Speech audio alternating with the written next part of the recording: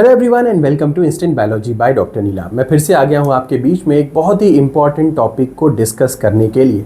आप सभी लोगों को जानकारी होगी facilitated diffusion versus active transport. तो ये टॉपिक जो है वो काफ़ी ज़्यादा एग्जामिनेशन में पूछा जाता है। तो आज इसी टॉपिक के बारे में हम लोग डिस्कस करेंगे, कुछ एग्जाम्पल्स के साथ, कुछ PYQs के साथ और थ्योरेटिकल बेसिस, और एग्जामिनेशन के लिए क्या क्या पोर्शंस या क्या क्या पॉइंट इंपॉर्टेंट हैं इस टॉपिक को कंसर्न करते हुए उन सभी चीज़ों के बारे में आज के लेक्चर में डिस्कशन करेंगे। तो बिना देर किए हुए शुरू करते हैं। Facilitated diffusion versus active transport.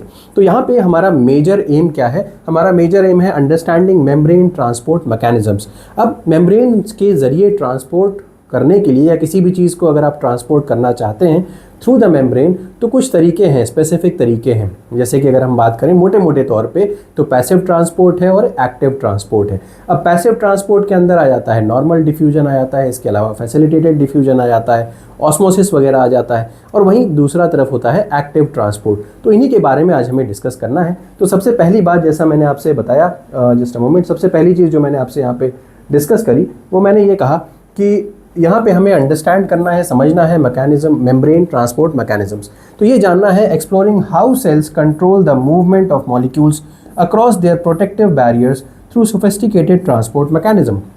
कुल मिलाकर के बात इतनी सी है स्लाइड में कि ट्रांसपोर्ट मैकेनिज्म को सीखने वाले हैं आज के लेक्चर के अंदर, और बहुत बेहतरीन या सुंदर सुंदर डायग्राम्स के थ्रू हमको ये सीखने का मौका मिलेगा। तो चलिए देखते हैं। सबसे पहला तो पैसिव ट्रांसपोर्ट जो है वो कितनी तरीके का होता है।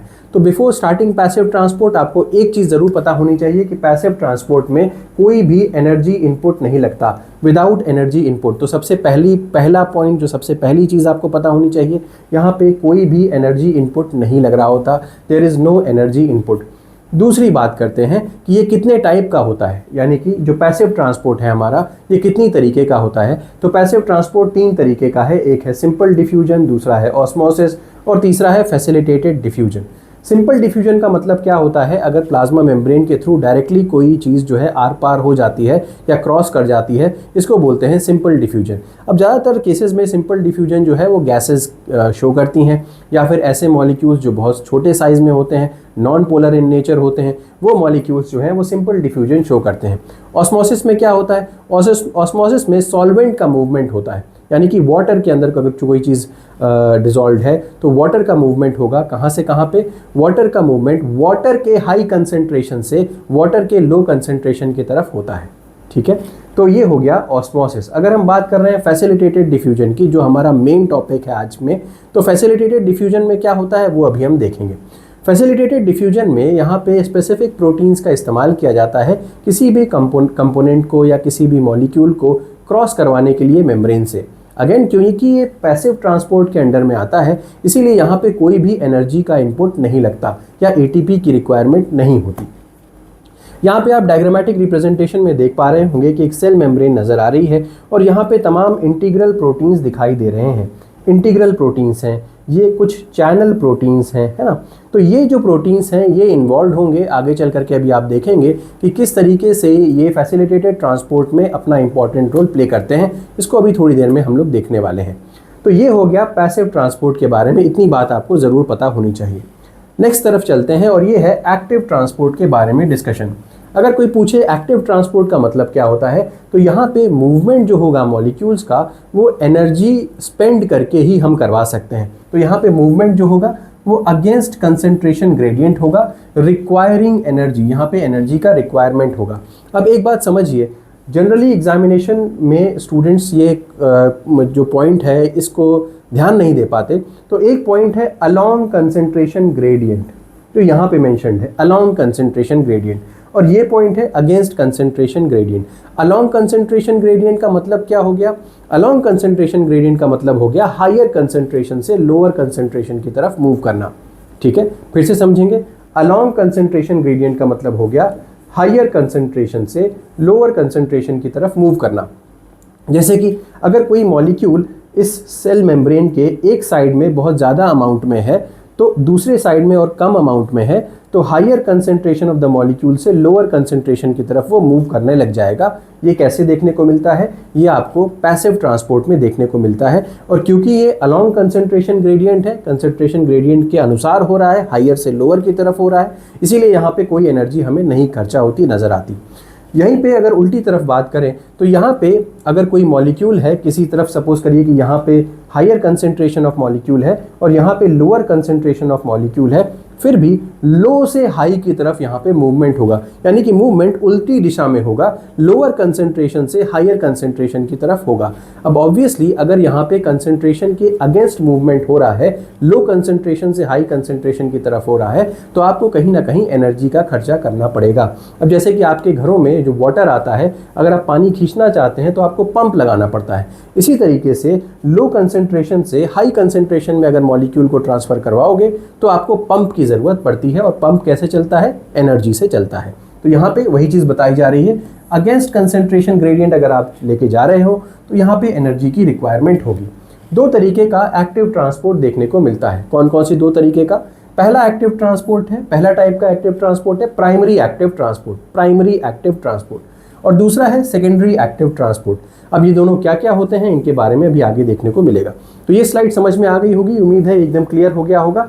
इसके नोट्स आपको जो डिस्क्रिप्शन सेक्शन में, वहाँ पे मैंने एक अलग से एक लिंक दे रखा है जिसमें कि पहले के लेक्चर्स और इस लेक्चर के भी नोट्स आपको मिल जाएंगे, तो आप वहाँ से चेकआउट कर सकते हैं। अब हम लोग अगली स्लाइड की तरफ बढ़ते हैं और डिस्कस कर लेते हैं facilitated diffusion nature's selective gateway. तो कहने का मतलब क्या है कि फैसिलिटेटेड डिफ्यूजन बहुत इंपॉर्टेंट रोल प्ले करता है मॉलिक्यूल्स के ट्रांसपोर्टेशन में।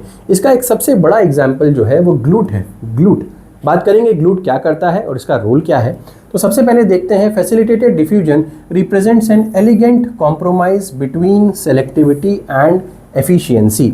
तो कहने का मतलब ये है कि फैसिलिटेटेड डिफ्यूजन में क्योंकि प्रोटीन्स इन्वॉल्व होते हैं और यही प्रोटीन्स जो हैं वो अलाउ करते हैं किसी मॉलिक्यूल को ट्रांसपोर्ट करवाना। याद रखिएगा, मॉलिक्यूल्स का ट्रांसपोर्टेशन हायर कंसेंट्रेशन से लोअर कंसेंट्रेशन की तरफ ही होगा, बट बिना प्रोटीन के ये संभव नहीं हो पाएगा।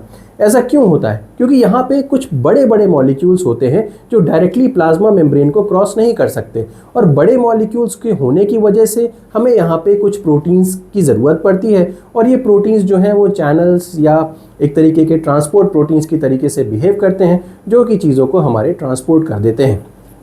अब क्योंकि यहाँ पे प्रोटीन्स इन्वॉल्व हैं तो इसीलिए यहाँ पे सेलेक्टिविटी का कॉन्सेप्ट आ रहा है। सेलेक्टिविटी मतलब प्रोटीन्स सेलेक्ट करेंगे कि किस चीज़ को ट्रांसपोर्ट करना है, किस चीज़ को ट्रांसपोर्ट नहीं करना। कहने का मतलब है हर चीज़ फैसिलिटेटेड डिफ्यूजन के ज़रिए ट्रांसपोर्ट नहीं हो सकती, बिकॉज प्रोटीन्स यहाँ पे इन्वॉल्व हैं। दूसरी चीज़, यहाँ पे एफिशिएंसी की बात भी देखने को मिलती है। फैसिलिटेटेड डिफ्यूजन उतना ज़्यादा एफिशिएंट नहीं है जितना नॉर्मल डिफ्यूजन एफिशिएंट है, उसके बारे में भी आगे अभी डिस्कशन करेंगे। तो यहाँ पे एक एलिगेंट कॉम्प्रोमाइज़ है सेलेक्टिविटी और एफिशिएंसी के बेसिस पे। Unlike simple diffusion, this process employees specific membrane proteins. जैसा कि मैंने आपको बताया था कि यहाँ पे स्पेसिफिक मेम्ब्रेन प्रोटीन्स की ज़रूरत पड़ती है जो कि नॉर्मल डिफ्यूजन में नहीं पड़ती। तो स्पेसिफिक मेम्ब्रेन प्रोटीन्स की ज़रूरत पड़ती है, और यहाँ पे मॉलिक्यूल्स का movement down their concentration gradient होता है, हायर कंसेंट्रेशन से लोअर कंसेंट्रेशन की तरफ होगा। तो जैसे यही चीज़ यहाँ पे मेंशन्ड है। तो अगर की कैरेक्टरिस्टिक की बात की जाए तो यहाँ पर भी कोई एटीपी की रिक्वायरमेंट नहीं है, because along concentration gradient movement है। दूसरी चीज़, यहाँ पे कैरियर प्रोटीन्स की या चैनल प्रोटीन्स की ज़रूरत पड़ेगी, बिकॉज यही प्रोटीन्स मॉलिक्यूल्स को पास करने में मदद करेंगे। Next, selective for specific molecules और आयंस, क्योंकि यहाँ पे प्रोटीन्स इन्वॉल्व हैं इसीलिए प्रोटीन्स ही डिसाइड करेंगे कि कौन से मॉलिक्यूल को ट्रांसफ़र करवाना है, कौन से मॉलिक्यूल को ट्रांसफ़र नहीं करवाना। Next, follows concentration gradients, along concentration gradient यहाँ पे ट्रांसपोर्ट होता है। अगर एग्जाम्पल की बात की जाए तो classic example is GLUT1 transporter. GLUT1 transporter यहाँ पे एक बहुत इंपॉर्टेंट एग्जाम्पल है। कैसे? Which facilitates glucose movement into red blood cells. अब रेड ब्लड सेल्स के अंदर ग्लूकोज के ट्रांसफ़र करने की ज़रूरत है, बिकॉज सभी सेल्स को ग्लूकोज चाहिए अपनी मेटाबॉलिक एक्टिविटी को कंप्लीट करने के लिए। तो इसी वजह से रेड ब्लड सेल्स के ऊपर एक GLUT1 ट्रांसपोर्टर मौजूद होता है, जिसका काम क्या है? फैसिलिटेटेड डिफ्यूजन के ज़रिए ग्लूकोज का ट्रांसपोर्ट सेल के अंदर करवा देना, यही काम करता है GLUT1। तो ensuring these energy dependent cells receive adequate fuel without expending precious ATP. तो GLUT1 क्योंकि एक तरीके का फैसिलिटेटेड ट्रांसपोर्टर है, इसीलिए यहाँ पे कोई एनर्जी नहीं लगती और ग्लूकोज का ट्रांसपोर्ट आराम से आरबीसीज के अंदर हो जाता है, कोई एटीपी खर्चा नहीं होता और ग्लूकोज एक तरीके का फ्यूल है जो सेल के अंदर ऑटोमेटिकली चला जाता है। तो इतनी बात आपको यहाँ पे समझ में आई होगी। अब आगे बढ़ते हैं। तो ये की कैरेक्टरिस्टिक हो गए फैसिलिटेटेड डिफ्यूजन के। यहाँ पे आप देख सकते हैं GLUT1 से लेकर के GLUT3, basically expression of GLUT1, 2 and 3 in human malignant melanoma. यहाँ पे तो बेसिकली मेलेनोमा का डायग्राम दिखाया गया है, लेकिन GLUT1 से आप इतना समझ सकते हैं कि यहाँ पे ट्रांसपोर्टेशन ऑफ ग्लूकोज होता है। तो यहाँ पे भी आप देख सकते हैं GLUT1 की वजह से ग्लूकोज का ट्रांसपोर्ट हो रहा है। बेसिकली ये डायग्राम जो है वो यही दिखाने के लिए है आपको कि GLUT1 का रोल यहाँ पे क्या है। तो उम्मीद है कि ये चीज़ आपको समझ में आ गई होगी। नेक्स्ट अगर डायग्रामेटिक रिप्रेजेंटेशन में आगे चलते हैं तो active transport cellular energy at work. तो कहने का मतलब है कि अभी तक हम लोगों ने फैसिलिटेटेड डिफ्यूजन के बारे में स्टडी किया। अब हम आगे बात करने वाले हैं एक्टिव ट्रांसपोर्ट की। तो एक्टिव ट्रांसपोर्ट में जैसे मैंने पहली स्लाइड में भी बताया था कि यहाँ पे सेल्यूलर एनर्जी की आवश्यकता पड़ेगी, यानी कि एटीपी की ज़रूरत पड़ेगी, तभी हम किसी भी चीज़ को against the concentration gradient transport करवा सकते हैं। ठीक है, तो active transport defies nature's tendency towards equilibrium by moving substances against their concentration gradient. तो ये पॉइंट यहाँ पे सबसे ज़्यादा इंपॉर्टेंट हो गया। दैट मीन्स यहाँ पे लो टू हाई कंसंट्रेशन चीज़ों का मूवमेंट देखा जाता है। इसी को हम अपहिल मूवमेंट भी कहते हैं। क्या कहेंगे? अपहिल मूवमेंट, मतलब अगेंस्ट कंसंट्रेशन ग्रेडियंट भी इसको हम कहते हैं। तो this uphill journey requires a constant energy investment typically in the form of ATP या फिर आयन ग्रेडियंट के रिस्पेक्ट में। तो या तो यहाँ पे एटीपी लगेगा या फिर यहाँ पे आयंस के ग्रेडियंट की वजह से जो मॉलिक्यूल्स हैं वो ट्रांसपोर्ट होते हैं। कैसे होते हैं अभी देखते हैं। तो जो एक्टिव ट्रांसपोर्ट का सबसे बढ़िया जो बेहतरीन एग्जाम्पल है वो सोडियम पोटेशियम ट्रांसपोर्टर है। अगर आप यहाँ पे देखेंगे तो ये देखिए, ये सोडियम के मॉलिक्यूल्स हैं। यहाँ पे अंदर ऑलरेडी आप देख रहे हो कि सोडियम कम है, सोडियम का कंसंट्रेशन लेस है, बाहर सोडियम का कंसंट्रेशन ज़्यादा है। फिर भी यहाँ पे सोडियम, अंदर से सोडियम निकल करके अटैच हो रहा है किसके ऊपर? इस ट्रांसपोर्टर या पंप के ऊपर। और ये सोडियम यहाँ पे अटैच होने के बाद एनर्जी का खर्चा हो रहा है, एटीपी कंज्यूम हो रहा है और उसके बाद क्या हो रहा है? सोडियम आयन जो है वो बाहर की तरफ रिलीज हो जा रहे हैं। दूसरी तरफ यहाँ पे देखिए पोटेशियम आयंस। अब अगर आप देखें तो पोटेशियम आयंस बाहर की तरफ बहुत कम है और अंदर की तरफ पोटेशियम आयंस ज़्यादा है। फिर भी बाहर से पोटेशियम आयंस यहाँ पे जुड़ रहे हैं और अंदर की तरफ वो छोड़ दिए जा रहे हैं। तो कुल मिलाकर के हमने यहाँ पे ये देखा कि यहाँ पे against the concentration gradient transport हो रहा है सोडियम और पोटेशियम दोनों का। अब यहाँ पे बात करते हैं कि एनर्जी सोर्स क्या हो सकता है। जब भी हम एक्टिव ट्रांसपोर्ट की बात करते हैं तो एनर्जी सोर्स जो है वो डायरेक्ट एटीपी हाइड्रोलाइसिस हो सकता है, एटीपी के ब्रेकडाउन से ये हो सकता है, या फिर secondary gradients created by ATP driven pumps. Secondary gradients मतलब जैसे कि आयन के वगैरह के ग्रेडियंट्स प्रोड्यूस होते हैं, पंप्स की वजह से आयंस के अलग अलग ग्रेडियंट्स प्रोड्यूस होंगे और उन आयन के ग्रेडियंट की वजह से भी एक्टिव ट्रांसपोर्ट होता है। डायरेक्शन जो है वो हमेशा अगेंस्ट कंसंट्रेशन ग्रेडियंट होगा, कई बार बता चुका हूँ। और यहाँ पर भी प्रोटीन्स इन्वॉल्व होंगे, तो स्पेशलाइज्ड पंप्स इन्वॉल्व होते हैं यहाँ पे and transporters with conformational changes. तो यहाँ पर भी आपने देखा कि कन्फर्मेशनल चेंज हो रहा है। यहाँ पे अगर आप देखें तो इस समय इसका कन्फर्मेशन ये है और जब ये पोटेशियम को ट्रांसपोर्ट कर रहा है तो कन्फर्मेशन ये है। तो कुल मिलाकर के कन्फर्मेशन में भी काफ़ी अंतर देखने को मिलता है और पंप्स का इस्तेमाल होता है। पंप्स क्या करते हैं? बिना एटीपी के काम या बिना एनर्जी के काम या बिना आयन ग्रेडियंट के काम नहीं करते। तो यहाँ तक की बात क्लियर हो गई होगी एक्टिव ट्रांसपोर्ट के बारे में। एग्जाम्पल सबसे बढ़िया जैसे मैंने अभी बताया भी था, सोडियम पोटेशियम एटीपीएस पंप, जिसको यहाँ पे अभी हमने देखा था, exemplifies this process maintaining the essential sodium potassium gradient that powers nerve impulses। तो अगर आपने नर्वस सिस्टम में या न्यूरॉन्स के ट्रांसमिशन को देखा होगा जहाँ पे इंफॉर्मेशन का ट्रांसमिशन होता है थ्रू नर्व्स, तो वहाँ पर भी Na+K+ ATPase पंप का बहुत ज़्यादा इस्तेमाल देखने को मिलता है। तो चलिए आगे बढ़ते हैं और डिस्कस करते हैं कि सिम्पोर्ट और एंटीपोर्ट क्या होता है। तो देखते हैं टाइप्स ऑफ एक्टिव ट्रांसपोर्ट। देखिए एक्टिव ट्रांसपोर्ट जो है वो दो तरीके का होता है। पहला होता है प्राइमरी एक्टिव ट्रांसपोर्ट और दूसरा होता है सेकेंडरी एक्टिव ट्रांसपोर्ट। अब प्राइमरी और सेकेंडरी में क्या अंतर होता है जल्दी से ये देख लेते हैं।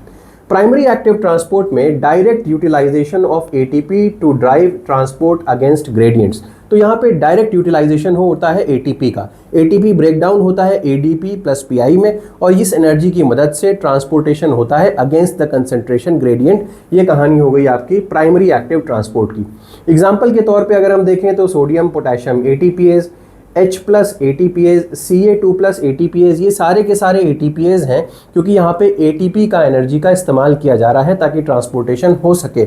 अच्छा, इनका यूटिलाइजेशन कहाँ है, यहाँ से क्वेश्चंस पूछे जाते हैं। तो Na plus K plus ATPase maintains membrane potential, तो जो न्यूरॉन्स का के थ्रू ट्रांसमिशन है या मेम्ब्रेन का प्रॉपर पोटेंशियल जो होता है, बाहर की तरफ पॉजिटिव अंदर की तरफ नेगेटिव का जो मेम्ब्रेन का जो पोटेंशियल होता है वो सोडियम पोटेशियम पंप की वजह से ही देखने को मिलता है। इसके अलावा H प्लस एटीपीएस जो है वो पीएच ग्रेडियंट को मेंटेन करवाता है, यानी कि जहाँ पे H प्लस ज़्यादा होगा, अब ऑब्वियसली आप H plus against concentration gradient transport कर रहे हो, जहाँ पे H प्लस ज़्यादा होगा वहाँ पे pH क्या हो जाएगा, कम हो जाएगा। तो एक तरीके से pH का ग्रेडियंट देखने को मिलता है। नेक्स्ट अगर देखें तो Ca2 plus ATPase regulates calcium level. अब कैल्शियम को भी अगेंस्ट द कंसंट्रेशन ग्रेडियंट यहाँ पे ट्रांसपोर्ट किया जाता है थ्रू Ca2 प्लस एटीपीएस। ये समझ में आया होगा। तो ये बात तो क्लियर हो गई। अब आगे जरा देखते हैं सेकेंडरी एक्टिव ट्रांसपोर्ट किस तरीके का होता है।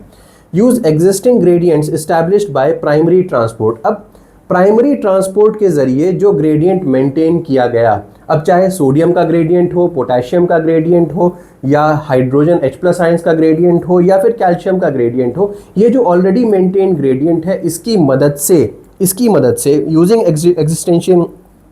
Existing gradients established by primary transport.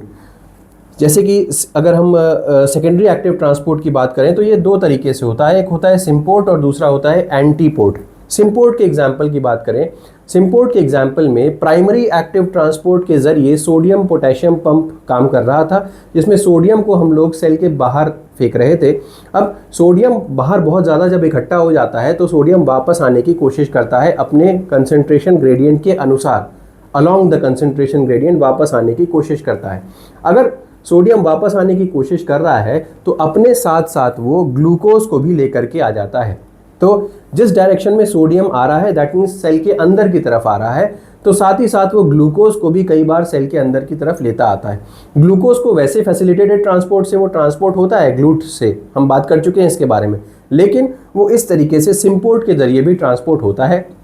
जब सोडियम वापस आ रहा होगा तो वो ग्लूकोज को भी अपने साथ लेता हुआ चला आ जाएगा। तो जैसे कि एंटीपोर्ट की बात कर लेते हैं। एंटीपोर्ट में क्या होता है, Na plus Ca2 plus exchange in heart cells.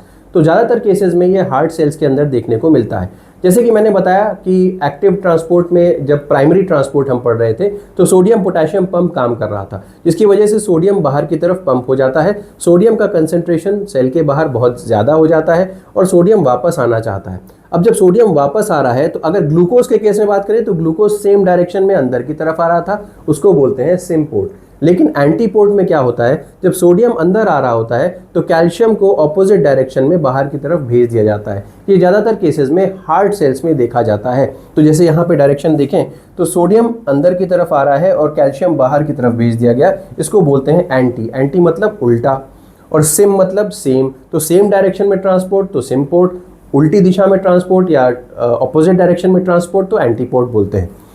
तो secondary active transports cleverly leverage the energy stored in ion gradients. तो जैसा कि आपने देखा यहाँ पे आयन ग्रेडियंट की एनर्जी को इस्तेमाल किया जा रहा है। कुल मिलाकर के यहाँ पे जो सोडियम आयन का ग्रेडियंट था उसकी एनर्जी को इस्तेमाल दोनों केसेस में किया गया, सिम्पोर्ट में भी और एंटीपोर्ट में भी, allowing cells to transport multiple substances using the energy investment from a single ATP driven pump। यहाँ पे एनर्जी का जो इस्तेमाल किया गया था वो सिर्फ एक बार किया गया था। कब? सोडियम पोटेशियम पंप को रन करने के लिए। तो एक बार एनर्जी का इस्तेमाल किया गया, सोडियम को बाहर फेंक दिया गया। अब उसका इस्तेमाल, उस एनर्जी का ही इस्तेमाल बार बार जो आयन ग्रेडियंट बने हैं उसकी मदद से उसको मतलब चीज़ों को सिम्पोर्ट या एंटीपोर्ट में इस्तेमाल किया जा रहा है। कुल मिलाकर के यहाँ तक की बात समझ में आ गई होगी। अब आगे बढ़ते हैं और डिस्कस करते हैं साइड बाय साइड कंपैरिजन। यहाँ पे हम फीचर्स के बारे में बात करेंगे, फैसिलिटेटेड डिफ्यूजन और एक्टिव ट्रांसपोर्ट के बारे में डिस्कशन करेंगे। तो अगर फीचर्स के बारे में बात करें, सबसे पहले एनर्जी रिक्वायरमेंट। फैसिलिटेटेड डिफ्यूजन जो है वो पैसिव होता है, यहाँ पे कोई एनर्जी नहीं लगती। एक्टिव ट्रांसपोर्ट में एटीएम, एटीपी या जो आयन ग्रेडियंट्स वगैरह की ज़रूरत पड़ती है। नेक्स्ट देते हैं ग्रेडियंट का डायरेक्शन। फैसिलिटेटेड डिफ्यूजन हमेशा अलोंग कंसंट्रेशन ग्रेडियंट होता है, तो डाउन द कंसंट्रेशन ग्रेडियंट मतलब हाई कंसंट्रेशन से लो कंसंट्रेशन की तरफ ही होगा, और एक्टिव ट्रांसपोर्ट जो होता है वो अगेंस्ट कंसंट्रेशन ग्रेडियंट होता है, लो कंसंट्रेशन से हाई कंसंट्रेशन की तरफ होगा। प्रोटीन के टाइप्स की बात करते हैं। फैसिलिटेटेड डिफ्यूजन में चैनल्स और कैरियर्स जनरली इस्तेमाल होते हैं, वहीं एक्टिव ट्रांसपोर्ट में पंप्स और ट्रांसपोर्टर्स का इस्तेमाल होता है। पंप्स आपको पता ही है, ये बिना एनर्जी के काम नहीं करते। सैचुरेशन की बात करें, फैसिलिटेटेड डिफ्यूजन में शोज सैचुरेशन काइनेटिक्स। अब सैचुरेशन काइनेटिक्स का मतलब ये हो गया, क्योंकि ऑब्वियसली यहाँ पे प्रोटीन्स इन्वॉल्व है, फैसिलिटेटेड डिफ्यूजन में प्रोटीन्स इन्वॉल्व है। अब प्रोटीन्स की एक एफिशिएंसी होगी कि वो कितने मॉलिक्यूल्स को अलाउ कर रहे हैं पास करने के लिए। तो ऑब्वियसली अगर मान लीजिए कि सारे के सारे प्रोटीन्स जितने भी इन्वॉल्व थे मॉलिक्यूल्स को ट्रांसपोर्ट करने के लिए, अगर वो सारे के सारे प्रोटीन्स यूज़ हो रहे होंगे, तो अब इससे ज़्यादा स्पीड में मॉलिक्यूल्स का ट्रांसपोर्ट नहीं हो पाएगा। तो इसीलिए इसको बोल रहे हैं सैचुरेशन काइनेटिक्स। तो अगर प्रोटीन्स इन्वॉल्व इन ट्रांसपोर्ट अगर वो सारे के सारे सैचुरेट हो गए होंगे, तो अब मॉलिक्यूल्स की स्पीड ज़्यादा नहीं बढ़ पाएगी ट्रांसपोर्टेशन की। तो ये कहने का मतलब है सैचुरेशन काइनेटिक्स। अब इसके बारे में वापस आएंगे। यहाँ पे शोज सैचुरेशन काइनेटिक्स, क्योंकि जहाँ जहाँ पर भी प्रोटीन्स इन्वॉल्व होंगे, यहाँ पर भी पंप्स या ट्रांसपोर्टर्स इन्वॉल्व है, तो यहाँ पर भी सैचुरेशन काइनेटिक्स हमें देखने को मिलेगी। तो ये बात ज़रूर याद रखिएगा कि सिर्फ और सिर्फ सिंपल डिफ्यूजन में कोई सैचुरेशन काइनेटिक्स काम नहीं करती, क्योंकि वहाँ पे कोई प्रोटीन इन्वॉल्व नहीं है। लेकिन अगर आप एक्टिव ट्रांसपोर्ट या फैसिलिटेटेड डिफ्यूजन में बात करेंगे, यहाँ पे प्रोटीन्स इन्वॉल्व है, और सिंस प्रोटीन्स इन्वॉल्व है इसीलिए यहाँ पे सैचुरेशन काइनेटिक्स काम करेगी। कॉमन एग्जांपल यहाँ पे ग्लूट ट्रांसपोर्टर और एक्वापोरिन है, और यहाँ पे सोडियम Na+, K+ पंप और H+ पंप है। इसके बारे में हम लोग बात कर चुके हैं। दोनों मैकेनिज्म्स जो हैं वो प्रोटीन मीडिएटेड होते हैं, सेलेक्टिविटी शो करते हैं, सैचुरेटेड काइनेटिक्स शो करते हैं, but differ fundamentally in their energy requirements, और डायरेक्शनैलिटी में भी अंतर यहाँ पे देखने को मिलता है। एनर्जी रिक्वायरमेंट्स और डायरेक्शनैलिटी में दोनों में अंतर देखने को मिलता है। इसके बारे में हम बात कर चुके हैं पीछे की स्लाइड में। आगे की स्लाइड पे चलते हैं, और यहाँ पे मैकेनिज्म ऑफ ट्रांसपोर्ट ये बेसिकली ये दिखाने की कोशिश की जा रही है सैचुरेशन काइनेटिक्स को। तो अगर आपसे पूछा जाए यहाँ पे कि कौन सा क्या है, तो कंसंट्रेशन ऑफ सब्सटेंस और रेट ऑफ डिफ्यूजन अगर देखें तो both facilitated diffusion and active transport exhibit saturation kinetics following a hyperbolic curve similar to enzyme kinetics. तो आप ये देख पा रहे हो, ये हाइपरबोलिक कर्व है। ये क्या है? ये हाइपरबोलिक कर्व है। ये जो ये रेड कलर से बन करके जा रही है, ये हाइपरबोलिक कर्व है। तो चाहे आप एक्टिव ट्रांसपोर्ट की बात करें, एक्टिव ट्रांसपोर्ट की, चाहे आप फैसिलिटेटेड डिफ्यूजन की बात करें, दोनों ही इसी तरीके का कर्व शो करेंगे, ट्रांसपोर्ट कर्व शो करेंगे। लेकिन अगर आप इसकी बात करें तो ये जो है ये सिंपल डिफ्यूजन का कर्व है, क्योंकि ये सैचुरेशन काइनेटिक्स को शो नहीं कर रहा। सिंपल डिफ्यूजन का कर्व है, यहाँ पे सैचुरेशन काइनेटिक्स शो नहीं हो रही, क्योंकि यहाँ पे कोई प्रोटीन इन्वॉल्व नहीं है, कंटिन्यूअसली होता जाएगा ट्रांसपोर्ट। यहाँ पे क्या हो रहा है, अगर इस पॉइंट पे देखें तो आप ये बिल्कुल ये फ्लैट हो रहा है, क्योंकि यहाँ पे प्रोटीन्स जितने भी इन्वॉल्व होंगे वो सारे के सारे सैचुरेट हो चुके होंगे। नेक्स्ट आते हैं, तो ये हो गया exhibit saturation kinetics following hyperbolic curve similar to enzyme kinetics. This occurs because transport proteins have limited binding sites. अब जितने भी ट्रांसपोर्ट होंगे वो ट्रांसपोर्ट प्रोटीन्स होंगे, उनकी लिमिटेड बाइंडिंग साइट्स होगी, इसीलिए वो सैचुरेट हो जा रहे हैं। नेक्स्ट अगर बात करते हैं तो the Michaelis Menten analogy applies. यहाँ पे सैचुरेशन काइनेटिक्स दिख रही है तो माइकलिस मेंटन फॉलो होगा। Km, Vmax ये सब हम पीछे की वीडियोज़ में कई बार डिस्कस कर चुके हैं और उम्मीद है कि आपको पता भी होगा। तो ये सिंपल डिफ्यूजन जो होता है ये लीनियर काइनेटिक्स फॉलो करता है। जो ये रेड ब्लू कलर की जो लाइन है ये सिंपल डिफ्यूजन को दिखा रही है। तो ये मैंने आपको बता दिया पूरा का। चलिए नेक्स्ट आ जाते हैं। ये देखिए रियल वर्ल्ड एप्लीकेशंस जो है फैसिलिटेटेड डिफ्यूजन और एक्टिव ट्रांसपोर्ट वगैरह के, तो उसके बारे में यहाँ पे किया जा रहा है। तो यहाँ पे देखिए glucose in red blood sales. Red blood cells के अंदर ग्लूकोज कैसे एंटर करता है इसके बारे में हम लोग पीछे बात कर चुके हैं। तो फैसिलिटेटेड डिफ्यूजन के जरिए GLUT1 के जरिए रेड ब्लड सेल्स के अंदर देख पा रहे हैं आप ग्लूकोज एंटर कर रहा है। यहाँ पे आपका ग्लूट मौजूद है, इसके जरिए एंटर कर रहा है। यहाँ पे देखें आयन चैनल से न्यूरॉन्स। अब facilitated diffusion through voltage gated sodium and potassium channels enables rapid signal transmission along the nerve fibres. तो आयन चैनल्स बेसिकली इन्वॉल्व होते हैं फैसिलिटेटेड डिफ्यूजन में। सोडियम जो voltage gated sodium and potassium channels होते हैं वो neurons के case में जो रैपिड सिग्नल ट्रांसमिशन में इस्तेमाल होते हैं। ठीक है, ये हम रियल वर्ल्ड एप्लीकेशंस के बारे में बात कर रहे हैं फैसिलिटेटेड डिफ्यूजन के। यहाँ पे देखते हैं कार्डियक फंक्शन के बारे में। अब कार्डियक फंक्शन में Na+K+ATPase एक्टिव ट्रांसपोर्ट, यहाँ पे कार्डियक फंक्शन में क्या होता है, एक्टिव ट्रांसपोर्ट है सोडियम पोटेशियम पंप का, maintains the membrane potential essential for heart muscle contraction and electrical conduction. तो हार्ट मसल के कॉन्ट्रैक्शन के लिए सोडियम पोटेशियम ATPase की बहुत ज़्यादा ज़रूरत पड़ती है, ये बताया जा रहा है यहाँ पे। और यहाँ पे पंप दिखाया जा रहा है, यहाँ पे न्यूरॉन को दिखाया जा रहा है।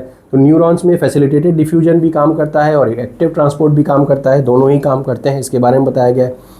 स्टमक एसिड प्रोडक्शन के बारे में बात करें तो ये H+K+ATPase यहाँ पे काम करता है। अगेन ये भी एक्टिव ट्रांसपोर्ट के थ्रू H+ आयंस को पंप करता है, जिससे H+ आयंस के से क्या होगा, एसिडिक इन्वायरमेंट मेंटेन होगा स्टमक के अंदर और प्रोटीन के डाइजेशन में मदद मिलती है। आपको अगर डाइजेस्टिव सिस्टम का थोड़ा आइडिया होगा तो आपको पता होगा कि स्टमक के अंदर एसिडिक इन्वायरमेंट क्रिएट करना ज़रूरी होता है ताकि प्रोटीन्स के डाइजेशन को काम किया जा सके।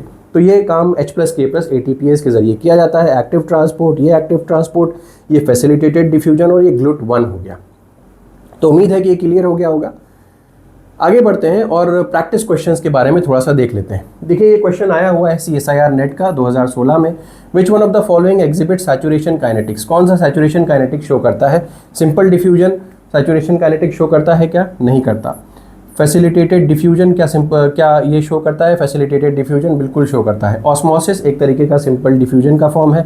डिफ्यूजन ऑफ गैसेस ये भी नहीं शो करता, तो ऑस्मोसिस भी नहीं शो करेगा, डिफ्यूजन ऑफ गैसेस भी नहीं शो करेगा। ऑफकोर्स फैसिलिटेटेड डिफ्यूजन जो होगा वो शो करता है यहाँ पे आपका सैचुरेशन काइनेटिक्स। दूसरा question, glucose transport into erythrocyte is an example of GLUT1 है। तो GLUT1 जो RBC के अंदर जो पाया जाता है वो किस तरीके से ट्रांसपोर्टेशन करता है, तो याद रखिएगा ये एक तरीके का फैसिलिटेटेड डिफ्यूजन होता है। अगेन ये भी ऑप्शन सही है, फैसिलिटेटेड डिफ्यूजन। और CSIR नेट का 2021 का question, Na+K+ATPase functions as.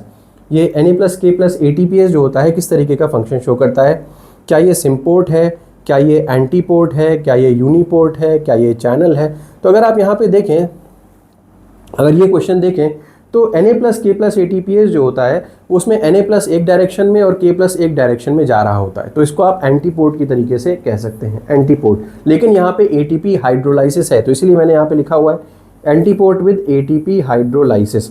Generally जब हम सिम्पोर्ट और एंटीपोर्ट की बात कर रहे होते हैं तो वहाँ पे आयन ग्रेडियंट की मदद से हो रहा होता है। जैसे पीछे हम लोगों ने देखा था कि Na+ अगर अंदर आ रहा था तो ग्लूकोज भी अंदर आ रहा था, उसको बोल रहे थे सिम्पोर्ट। या Na+ अंदर आ रहा था, Ca2+ बाहर जा रहा था, तो उसको बोल रहे थे एंटीपोर्ट। वहाँ पे डायरेक्ट ATP का कंजम्पशन नहीं हो रहा था, आयन ग्रेडियंट के थ्रू ट्रांसपोर्ट हो रहा था। लेकिन यहाँ पे क्वेश्चन सेंस पूछा गया है तो इसीलिए यहाँ पे करेक्ट आंसर जो है एंटीपोर्ट हो जाएगा, क्योंकि विपरीत दिशा में ट्रांसपोर्टेशन हो रहा है। तो अब आगे बढ़ते हैं और डिस्कस कर लेते हैं कौन कौन सी चीज़ें इंपॉर्टेंट है। अगर आप इस टॉपिक को टारगेट कर रहे हैं या इस टॉपिक को पढ़ रहे हैं तो क्या क्या चीज़ें पता होनी चाहिए। तो फैसिलिटेटेड डिफ्यूजन पे बहुत क्वेश्चन आते हैं। पैसिव प्रोसेस क्या होता है, ATP की रिक्वायरमेंट होती है कि नहीं होती है, सैचुरेशन काइनेटिक्स क्या होता है इसके बारे में, डायरेक्शन के बारे में क्वेश्चन आता है। एक्टिव ट्रांसपोर्ट के बारे में अगर आप पढ़ रहे हैं तो यहाँ पे ATP की ज़रूरत होती है कि नहीं होती, या सेकेंडरी ग्रेडियंट्स आयन ग्रेडियंट्स की ज़रूरत पड़ती है क्या, तो किस लिए ज़रूरी होता है, इसका यूज़ क्या है, मेंटेनिंग सेलुलर ऑर्गेनाइजेशन ये, और अगेंस्ट कंसंट्रेशन ग्रेडियंट ये पॉइंट। सेल्यूलर होम्योस्टेसिस की बात करें तो बोथ मैकेनिज्म्स, ये दोनों के दोनों मैकेनिज्म जो हैं वो काम कर रहे होते हैं side by side, cellular function, signalling और सर्वाइवल वगैरह के लिए। तो एग्जाम सक्सेस टिप क्या है, always identify the key phrases, जहाँ पे जैसे अगेंस्ट कंसंट्रेशन ग्रेडियंट लिखा हुआ है, ATP यूज लिखा हुआ है, एक्टिव ट्रांसपोर्ट लिखा हुआ है, डाउन ग्रेडियंट लिखा हुआ है, नो एनर्जी लिखा हुआ है। तो ये सारे के सारे टर्म्स अगर आप देख लेते हो तो आपको गलत होने की संभावना यहाँ पे कम से कम हो जाएगी। ठीक है, तो ये कुछ और भी मेम्ब्रेन ट्रांसपोर्टर्स हैं। सिम्पोर्ट दिखाया गया है, एंटीपोर्ट दिखाया गया है, गेटेड आयन चैनल को दिखाया गया है, एक्वापोरिन वाटर के ट्रांसपोर्ट को दिखाया गया है। सिंपल डिफ्यूजन यहाँ पे देखिए कोई भी प्रोटीन इन्वॉल्व नहीं है, डायरेक्टली ट्रांसपोर्टेशन हो रहा है। ठीक, एक्वापोरिन में वाटर ट्रांसपोर्ट हो रहा है। गेटेड आयन चैनल में आयन जो है वो ट्रांसपोर्ट किया जा रहा है। अभी यहाँ पे ये क्लोज्ड है, अगर ये ओपन होगा तो ये इस तरीके का दिख रहा है, और ये ऐसे हो जाएगा तो ये ओपन हो जाएगा और ये क्रॉस कर जाएगा।